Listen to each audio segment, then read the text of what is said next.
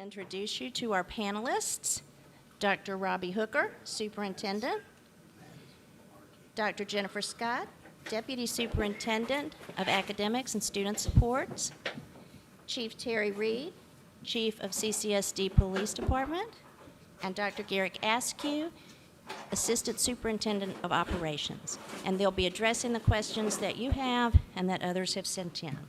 So without any further delay, I will turn it over to Dr. Hooker for a brief introduction. Good afternoon.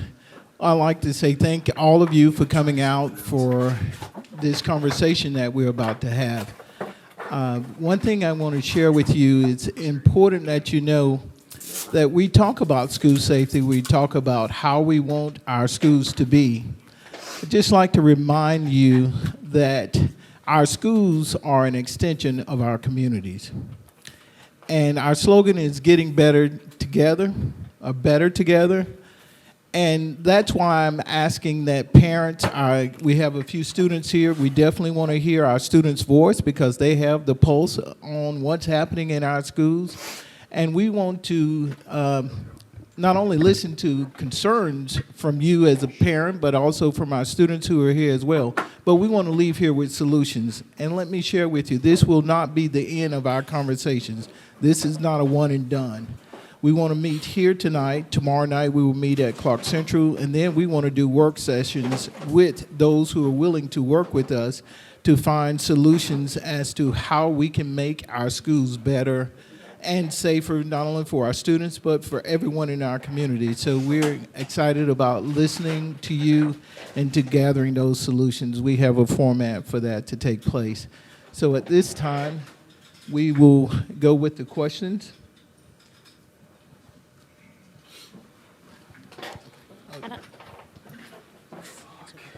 I'd also like to take a moment before we ask Dr. Scott to share some remarks to introduce our board members who are here. See, Mark Evans, Dr. Tish Yeager, I saw Mrs. Linda Davis, and who else did I miss? Oh, sorry, Nicole Hull. Did I miss anyone else? Thank you all so much. And so, Dr. Scott? Hey, good evening, everyone. So one thing that I do want to share with you is just the process to ensure that everyone is aware of how best to get your questions and concerns answered. So there was a handout provided or available for you. Looks like this. It's sitting right outside of the auditorium on a table. And this gives you an outline of the type of concern and the steps that you would take to make sure that those concerns are addressed. We know that many times we hear about things either through word of mouth or things that are on social media, but sometimes that delays our process in being able to really address things in an orderly and swift manner. And so we do encourage everyone to make sure that you are aware of this. It can also be found on our district website so that you know who to contact around specific concerns that you may have related to any aspect of our general operations with the school district. Thank you. We'll also ask you as we're going through tonight, if you have thoughts, things other than questions you want addressed here, that you come down, get a Post-it note, jot that down, just put it along the edge up here, and you have our assurance that we will take every thought and every question back for discussion, for answers, and for sharing out to the community at large. So without further ado, I'd like to start the first question. Is the district considering that all high school students wear ID badges to help easily identify intruders who aren't students? Is the district considering implementing that? That's a great question, and that is something we're considering possibly for next year. I know with in the past, Life Touch, who does pictures for majority of our schools, would offer badges that come along, and usually it takes 4 to 6 weeks before you got those badges.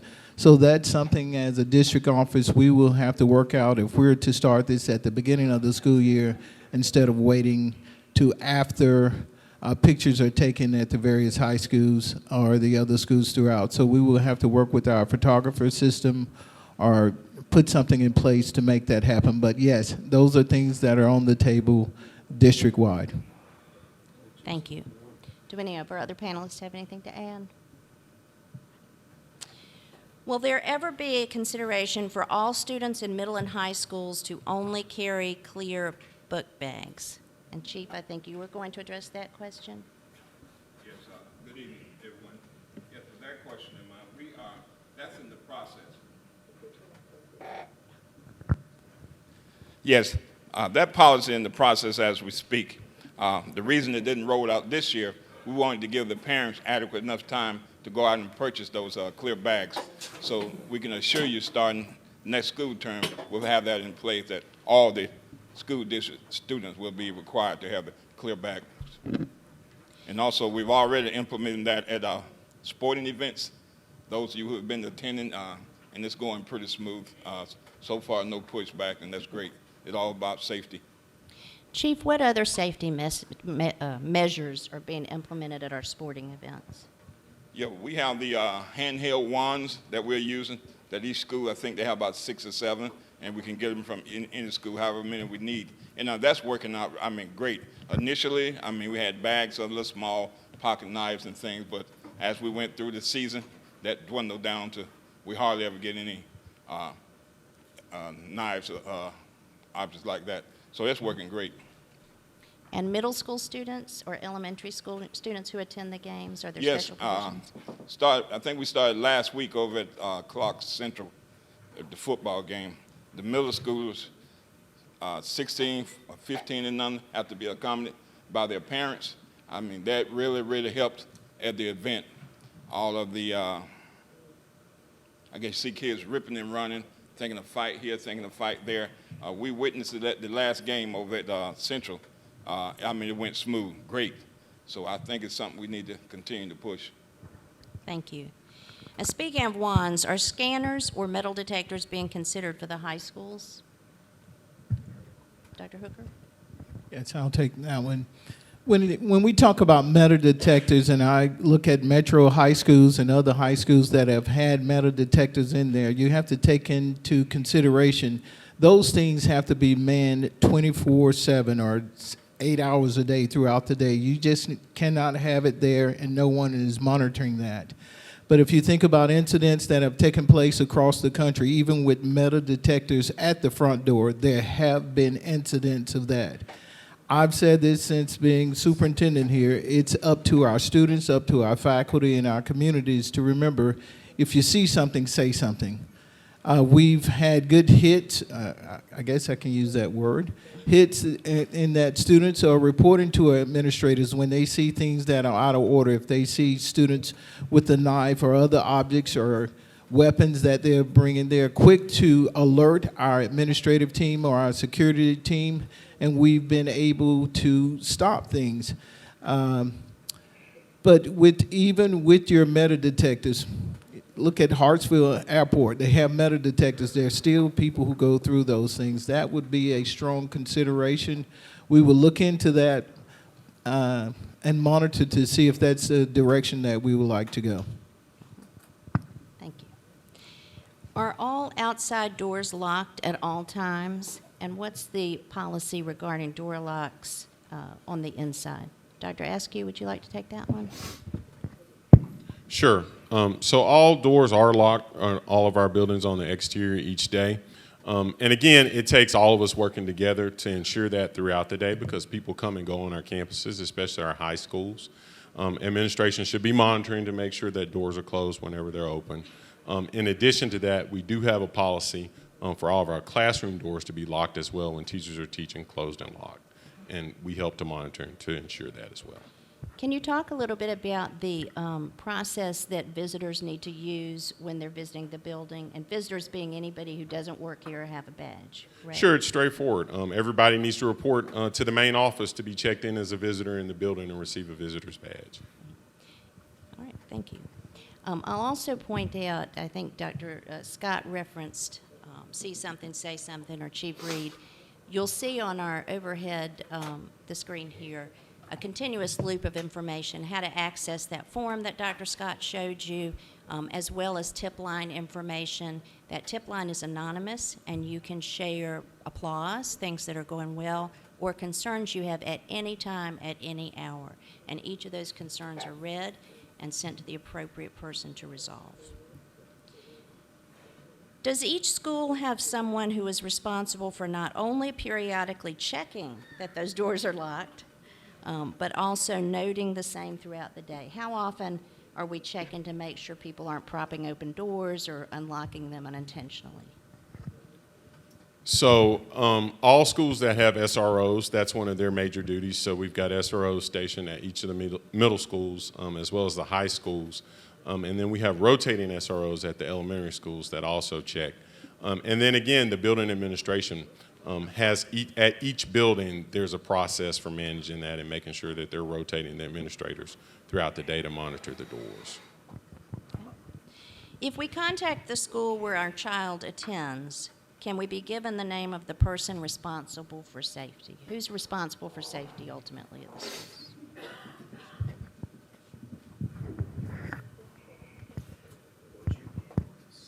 At each school, ultimately, safety is the responsibility of the building leader, so the principal. So if you ever have any concerns regarding safety or questions around that, you can always contact the principal at each school, and they will be able to answer those questions or direct your questions towards anyone if it's related to something that might be outside of the realm of the school.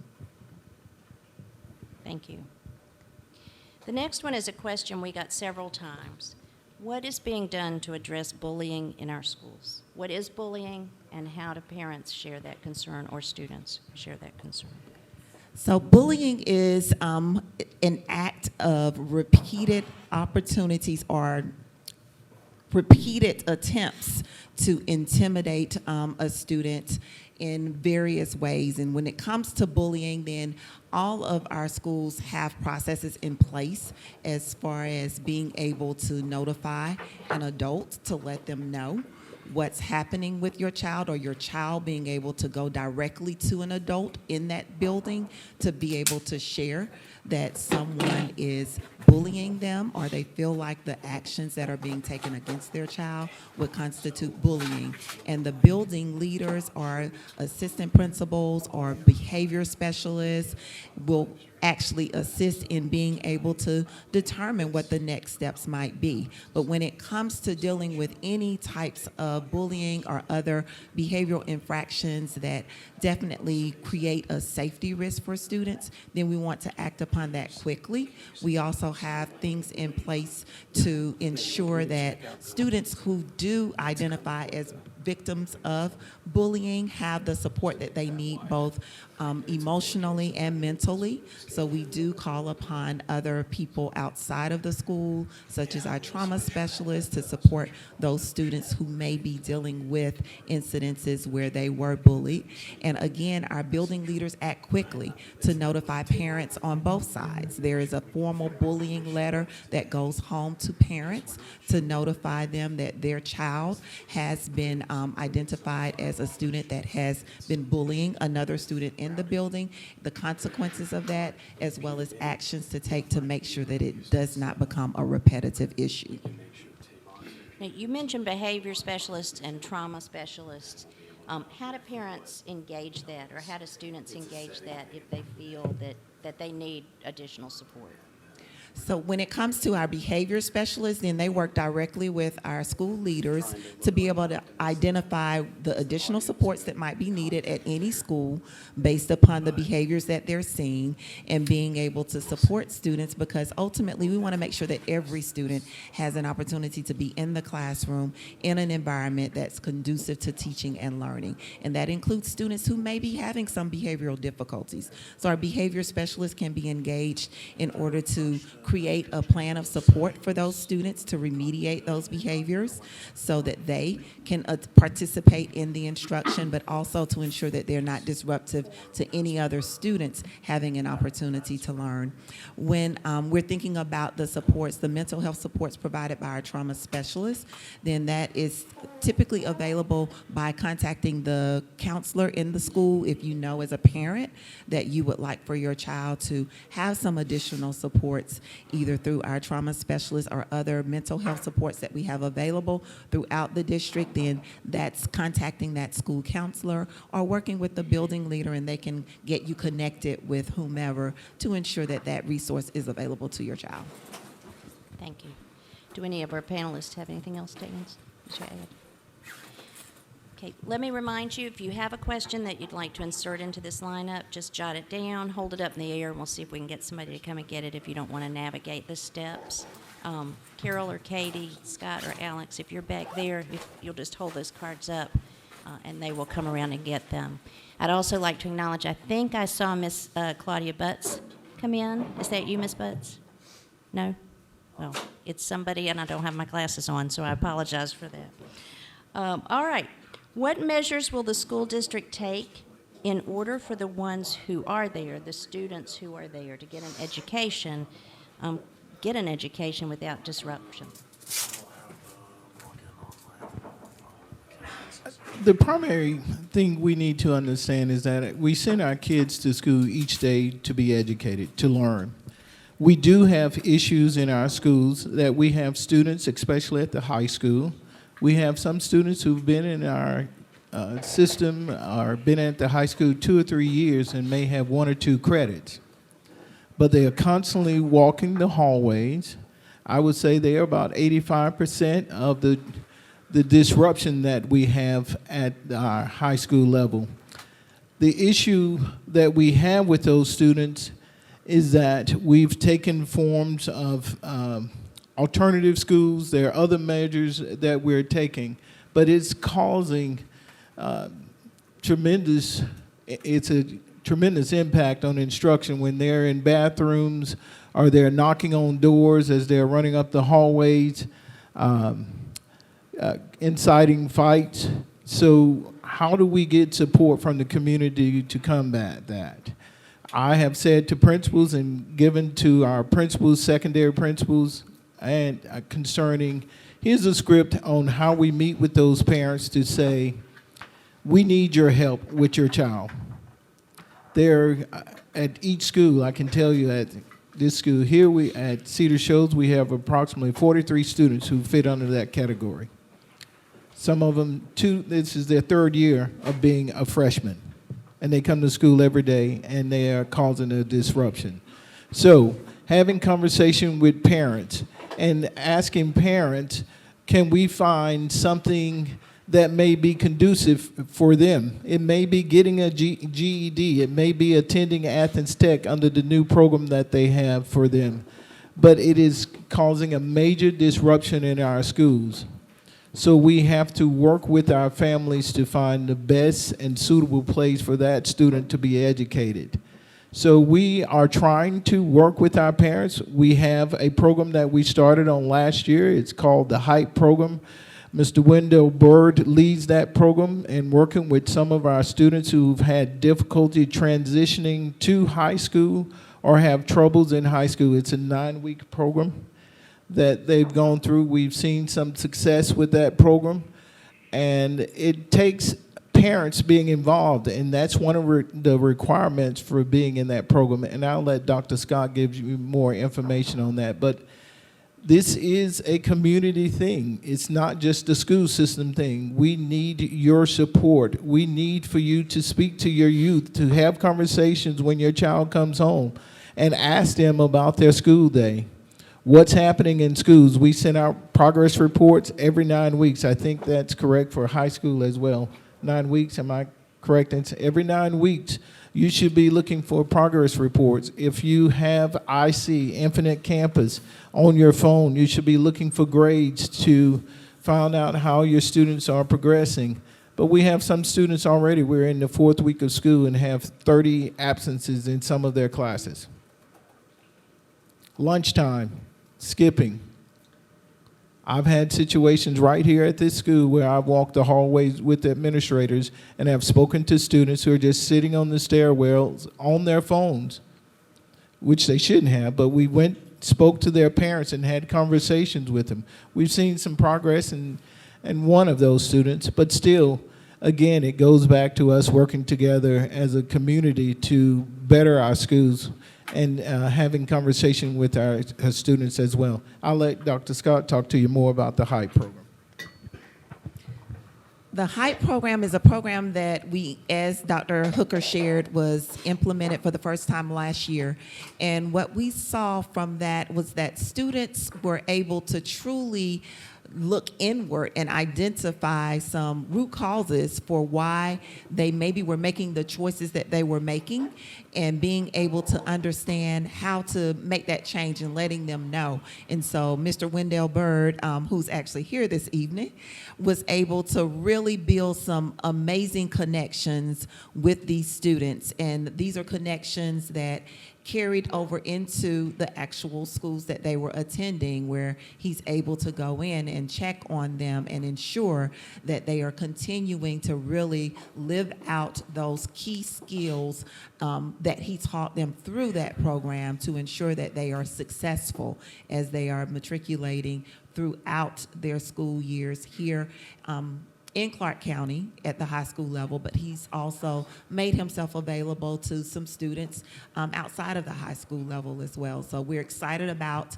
continuing that partnership and being able to support our students and provide them with those life skills that will help them during those times when they're having to make those difficult choices, and being in a space of remembering what would be the optimal decision to make in that time that would support the ultimate goals that they have for themselves. And so a lot of it is around goal setting and being able to really identify what are the steps that I need to take to ensure that I'm reaching my goals, and what are the things that I've been doing that are counterintuitive to reaching the goal that I've set for myself. And so it was truly a powerful experience for those who were involved. It does require parent involvement as well in each one of the sessions with Mr. Bird. So it's in what we saw is that it was able to build some stronger relationships between parents and children, so that they too can have open lines of communication to support their child as they are moving toward reaching those goals that they've set for themselves. And another program that we have used at some of our schools, Alps Road, I think Hillsman is on tap to continue this year, is the GREAT program, Gang Resistance Education and Training. Chief, can you speak a little bit about that program and how it helps students and their parents identify gang-related activities, avoid it, and make better choices about how to affiliate and spend their time? Yes, that program is led up by Lieutenant Johnson. Yeah, Lieutenant Johnson, he brought that over from his former employer, ACCPD, in which has had a great response whenever he have the time to get into the middle schools, and the kids have gravitated towards that. And we just had this is the first few months of it, but we can see the interest. And it's going to take some time to see some results, and I think you're going to be pleased, and we're going to be pleased at the results. Once we get them into it, they take off that shield, they open up, they ask you a question about, you name it, they ask them questions. You ask them why this and why that, and they'll give you some community at-home response that make you say, wow. So we look forward to continuing that program with the youth. So we've talked about a couple of community partners and programs. What else can the community do to help the board and the students? Any other ideas or partnerships on the horizon?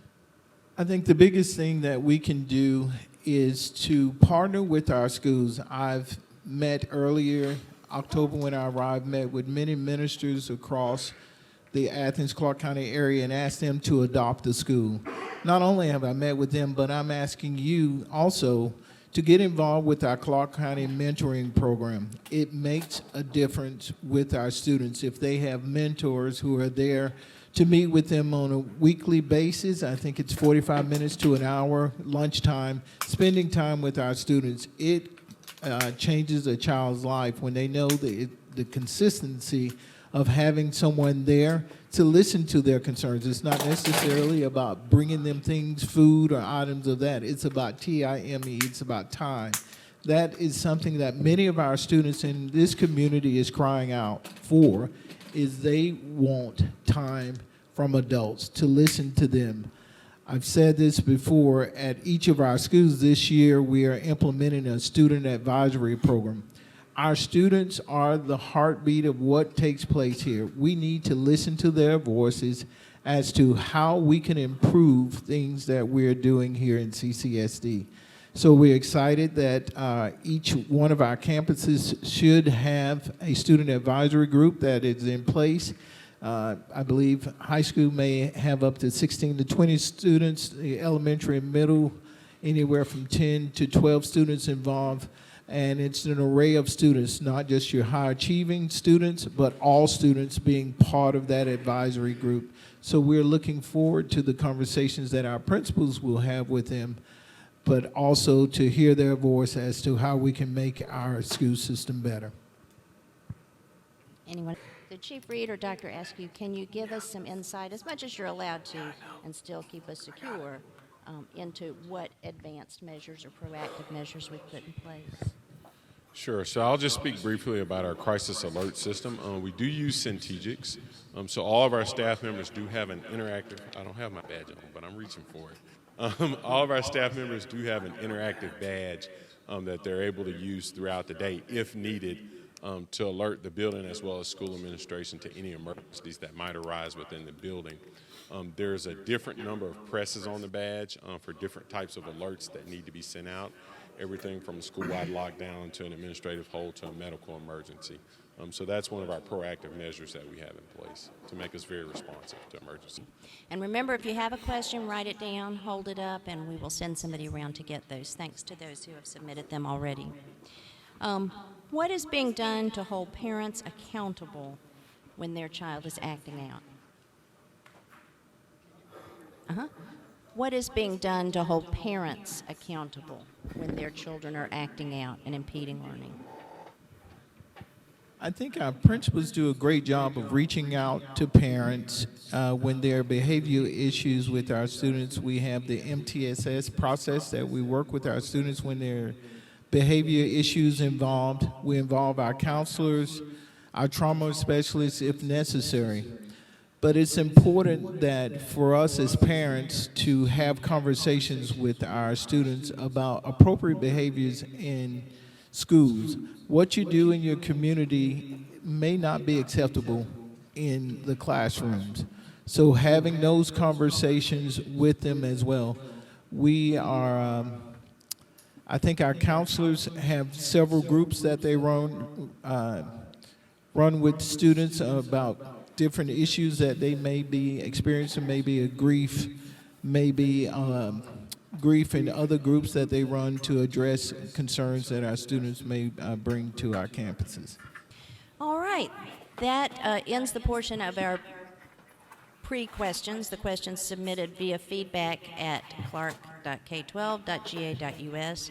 If you have questions you would like feedback to give feedback on or comments, you may still use that. That is always open for your feedback in addition to the tip line. And just as a reminder, as before we start on our audience questions, we will have another one of these sessions tomorrow night at Clark Central in the auditorium, same time, 6 to 7. All right, from our audience tonight, what are your thoughts about creating a school district safety committee? The team could consist of 2 teachers, 2 parents, community leaders or representatives, 2 students, meet once every other month. What are your thoughts about doing something like that? Yes, that is a great idea. We have been in conversations about doing that. We do have a district safety committee that meets once a month, but we are open to having one that involves teachers and community people involved in that. So yes, And that will continue as we meet with our focus groups as to how we structure those meetings and some of the things that we can address through those committees as well. And as Dr. Hooker mentioned, this is just the first of these sorts of gatherings. We're listening tonight, responding to some questions, and then we'll roll our sleeves up and get together with members of the community who are interested in being part of the solution to discuss things like that in future sessions. All right, the next question. You talked about the HYPE program, Dr. Scott.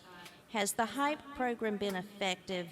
And if so, how do you know? And how many kids are currently attending? So we've only had one session with the HYPE program that was in the spring of this past school year. And during that time, we had approximately 8 students, I believe, who were consistent in their attendance and completed the full program. When it comes to, for this particular school year, we have not started a new group for this school year. That is actually in the works now. And we are working with our building leaders to identify students that would benefit from being a part of that. As of right now, we're looking at, as far as whether or not it was impactful and effective, then we look at whether or not these students have had recurring behavior incidences, as well as just their overall feedback that was received from the HYPE program from those who participated. And when we're looking at those participants, then we're able to show that they have not had additional behavioral incidences for those who completed the program and attended consistently for the full 9-week program that was held. But we will be starting up additional groups for this coming school year, and we will do that based upon leader recommendations for those students who would benefit from being a part of such a program. Thank you. Given the size of our schools, if there is only one SRO, what process is in place to assure that doors remain locked after they are checked? What stops a student or someone else from unlocking a door after the SRO walks off? That's a great question. Again, it's a evolving day, constantly checking doors, kicking rocks out the door, checking locking doors. It's all day. It's a person-owned, everybody that's in the school's responsibility, not just the SRO security. We all jointly makes that work. I mean, it's just constant. I wish there was a magic trick to it, but we constantly locking up doors and moving rocks out.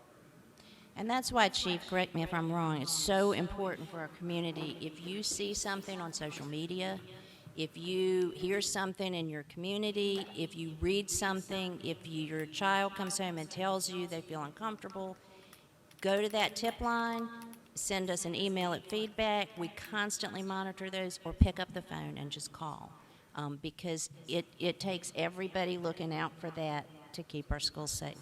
And then if I may add to the parents, when you send in your tips, trust me, I mean, we work them all the way down, and we get great results. We want you to keep that up.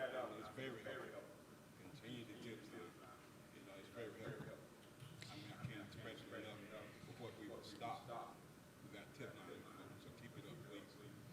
And I think along those same lines, we're encouraging parents to check through their students' things before they come to school, too, right? Okay, students are afraid to use bathrooms during the day due to gambling, drugs, and gang activity. What are you doing to address these fears? Well, we generated a roster where anybody can log on, can walk in any campus, walk into the bathroom and log on and say, I checked the bathroom at such and such a time. And then we've been fruitful, and we're catching them, not all of them. It's just maybe the timing of it, and we're trying to balance the time that every 5 or 10 minutes somebody's making a circle, checking all the bathroom. But yet there come times during lunch when we have to focus more on the lunchroom area, and then some of them may slip this spot and that. But the guys, the teams, the security, SROs, they're on it, and we're getting some results from that. And again, I hate to keep saying this, but it's worth saying. If your child is afraid, Go to that tip line, go to feedback, call your school, share that concern. There is a growing need for mental health services for students and teachers. How is CCSD using funds and resources to expand existing services for those in need? So when it comes to mental health, we have used our funds to ensure that all of our secondary schools have a mental health counselor that is full-time in each of those schools.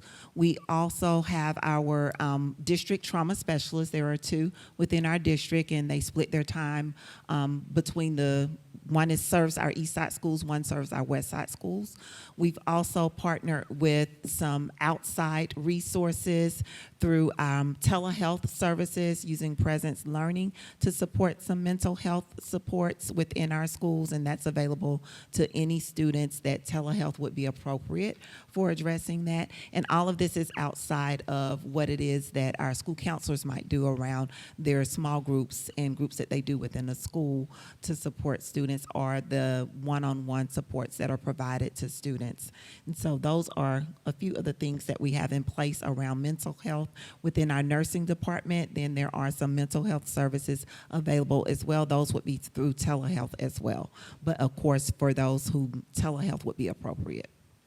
We also have the EPA program, employee program of assistance for our faculty and staff, where they can receive counseling. All of their family members can receive counseling, up to 6 or 8 counseling sessions, depending on what it is. You can go back and go again through the counseling services. We also have wellness.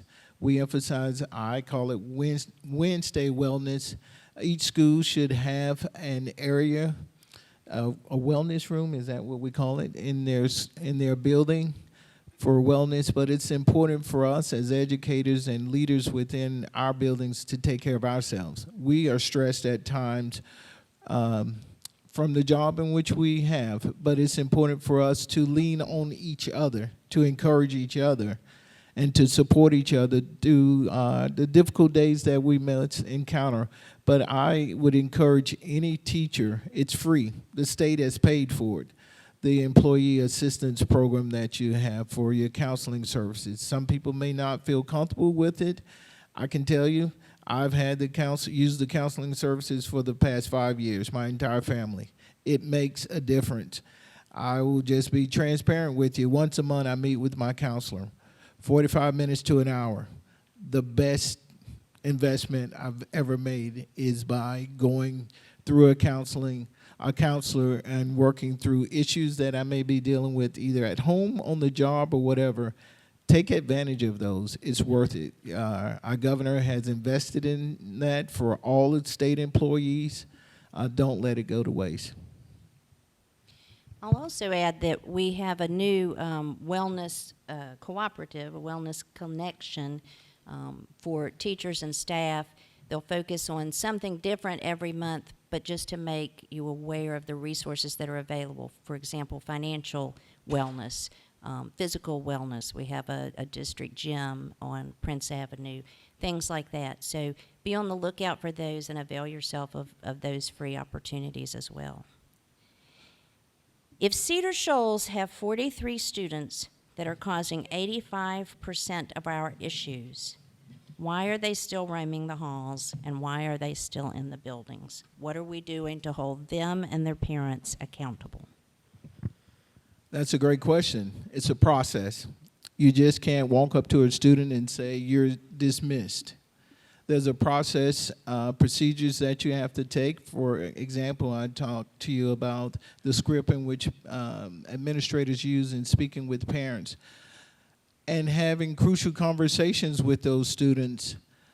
It takes, depending, some of those students go to the severity in which they're attending alternative school and they are placed out of Cedar Shoals, but there are other students who go under the radar and they're failing classes, but they're just hanging around. So again, it goes back to community, the conversations that you may have with your students, and setting goals for our students. We have advisement programs at both schools, and those programs are there to set goals for students as to what do you want to accomplish in your 4 years in attending schools? How do you go about passing your classes? Here are the things that we offer for after-school tutoring, things of that nature. But again, conversations with parents is going to be unpleasant when you hear within the next 6 weeks that Cedar Shoals may have put out 30 students. You will hear uproar in the community, but there will be a better learning environment here at this school if we continue to have conversations with our parents, hold our parents accountable in that why are you sending your child to school if he or she is only just walking the hallways?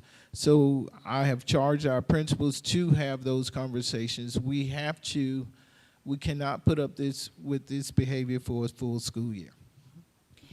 We had another question that asked the same thing, but it has another question as well. Are parents able to visit their child's classroom during school hours? And if so, what's the process? If not, what's the rationale? I think parents should be able to visit their child's classroom, but you have to check in the front office, let the principal or assistant principals know what your mission for that, and to visit those classrooms. That's not to go in and interact with other students who may be sitting by your child and carry on conversations. That is to sit and observe your child within that classroom and to work with your principal as to how we can have your child to interact better within the classrooms. Now, you mentioned the mentoring program, and that's one way that community members and parents can get into the school to work with specific students. Are there also volunteer opportunities for members of our communities or parents in our schools? There are ways in which you can volunteer within a school. There is a process that you have to follow as far as completing the volunteer application that can be found online, but then also working with that building leader to determine what the voluntary needs are within the school so that what you're coming in to do supports the needs of the school, or if there's a specific skill that you have or a way in which you would like to volunteer, then working with that building leader to really figure out what that looks like and make sure that you're in a space where you're supporting the work that they have going on. But there is an application that can be completed that can be found online and that can be submitted, and then working with the building leader to actually schedule and to determine exactly what the voluntary needs are within their building. Do volunteers have to go through a background check, Dr. Scott? So volunteers have to go through a background check when they are working directly with our students, but I also let Dr. Askew kind of speak to what that background check looks like and what the process is for actually completing a background check for our volunteers. If you're working directly with a student, and that's going to be true of the mentor program as well, then you would have to have a background check. All right, and I'll actually pass that to Chief Reed. That's actually in his department. Yes, like Dr. Scott mentioned, the application is online. Ms. Cade, my secretary, she'll pull it, of course, and then she'll run a Georgia background. And like I said, it depends on your direct relationship working with the student, or there's another staff member in the room with you, and kind of be the in-between person with that. But I mean, the background, you get familiar, it goes without saying, it got to be, pretty stellar when you're dealing with our youth. And we won't have any other expectation. Thank you. All right. We've got a few more questions and only time for a few more. So if you have a question, raise it up and we'll have somebody come around and get them. Katie, Carol, I think there's one down here. Just raise it up and we'll do a last pass through for questions. After you have reached out to teachers and administrators about a bullying situation at the schools and nothing is done or solved, what steps should parents take next?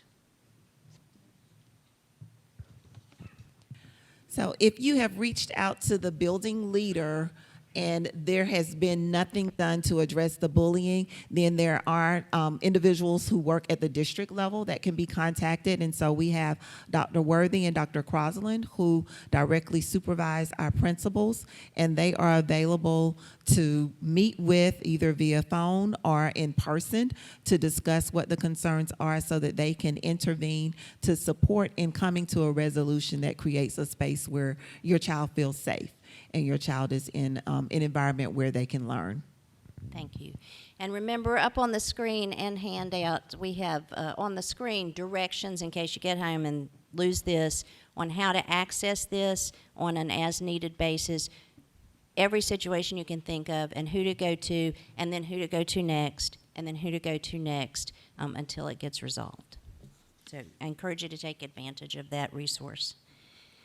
All right, talk about how we as a community can meet the unmet needs of students and parents, such as character development through sports. I know we have some sports programs now. Maybe you can speak to those and then tell us about other opportunities on the horizon or needs. We have several partnerships in working with character.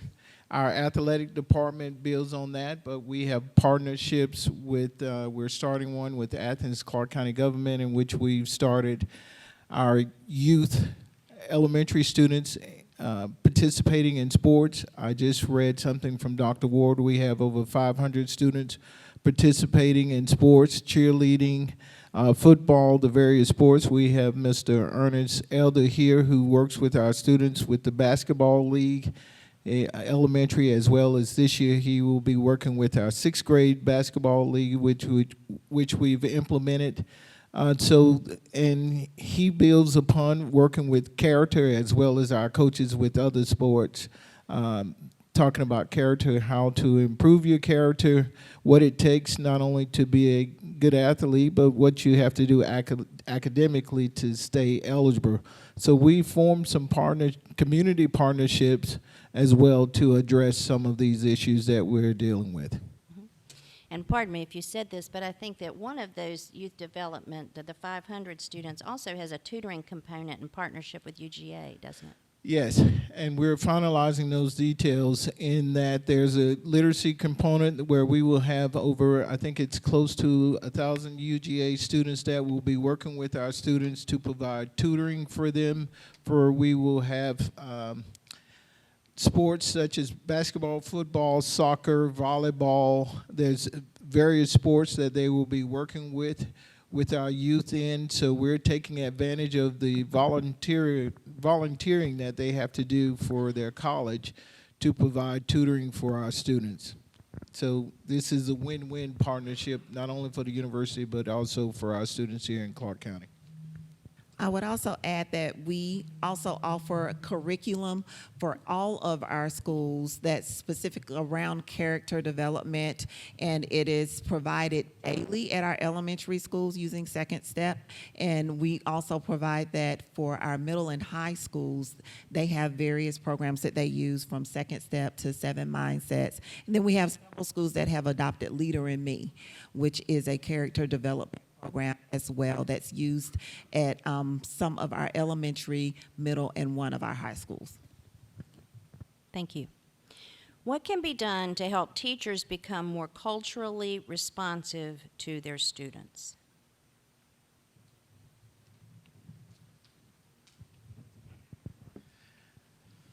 I think it's important for us as educators to understand that the students that we serve does not always come from backgrounds that we come from or that we were reared in. It's important for us to learn more about it. How do we learn more about other cultures? By building relationships with our students. We're into the 4th week or 5th week of school. If a teacher hasn't taken time to learn something about that individual student, about that culture of that student, something is wrong. We should, if you listen to Harry Wong and other educators, it's about building routines and relationships. If you do that on the front end, you will have less issues later on in the school year. It's about having conversations with your students, not being afraid of your students, but having conversations with your students and listening to your students. Some of our students come from tough backgrounds. It's difficult for them at times, but if you build a relationship, want to learn more about them, they become better involved in class, and they will want to be in your class as opposed to leaving out of your class or causing disruption so that they can be placed out of your class. Thank you. This next question is regarding family connections coordinators. How will CCSD and when will CCSD partner with family connection coordinators to help implement or improve community involvement and with families throughout the district? I hope I read that correctly. So when it comes to the family connections coordinators, then we do have family connections coordinators that are working out of a few of our schools. And when we're thinking about that, then we're always open to partnering and looking for ways to improve upon how we're able to support our families. And so with that, it's just a matter of being able to look at how we can come together, being able to just connect around that. And so I don't think that there's anything that's keeping us from doing that. In fact, I know that they have participated in some of our professional learning that was provided today. And speaking of professional learning, I had the pleasure of working with the family engagement specialists today. Can you speak a little bit about what their role is and what their activities will be during the year? Absolutely. So each one of our schools has a family engagement specialist, except for one of our schools, they have a part-time family engagement specialist. But with that being the case, then they do work very closely with our schools to identify the specific needs within the school, within our families, being able to connect them to resources, being able to build out strong partnerships with our community partners, but then also helping the school move towards reaching the goals that they set in their school improvement plan around school culture. And so that's looking at ways in which we're able to build out programs that are unique to each school's needs and being able to provide consistent programming that really does move towards the goals that the is met. And when we're thinking about those programs, we're thinking about family engagement type events and programs that would bring families and community members into the school to engage with those staff members. They also are very much a part of ensuring that we are in compliance with the things related to our Title I services that we provide as a school district. So our family engagement specialists work very closely with Dr. Elder to ensure that as we are building out various components within our family engagement plan, that we're doing that in a manner that is consistent with what the state would expect us to be doing to make sure that we're supporting the needs of our families, but also ensuring that we are providing for a variety of needs that there might be. And so it's really looking at the resources that are available, connecting to those resources, and being able to build out programs that support the needs of our families. Okay, this next question has to do with truancy, excessive absences. Is there a truancy panel or board that looks at how to eliminate some of the in-house school behavior and working with students and parents to have them attend regularly and behave? So when it comes to attendance, then there is a tiered approach to how we address attendance. At the school level, once a student acquires 5 or more unexcused absences, then there's what's called the attendance letter that goes home. And as a school, then they hold their student response team meetings to be able to address any specific attendance concerns. They will also hold school level attendance meetings to be able to meet with families so that they're able to find out if there's a specific issue that's happening within the family that may be contributing to the attendance concerns that we're seeing at the school. And if so, then being able to help them mitigate whatever those barriers might be that's creating those attendance concerns. Once a plan is in place, then the school will give it time to hopefully take effect. If they see that attendance continues to be a concern, or that students continue to have excessive absences, excessive tardies, then they are in a space where they can request a district level attendance meeting that would be facilitated by our Director of Social Work, Crystal Gillis.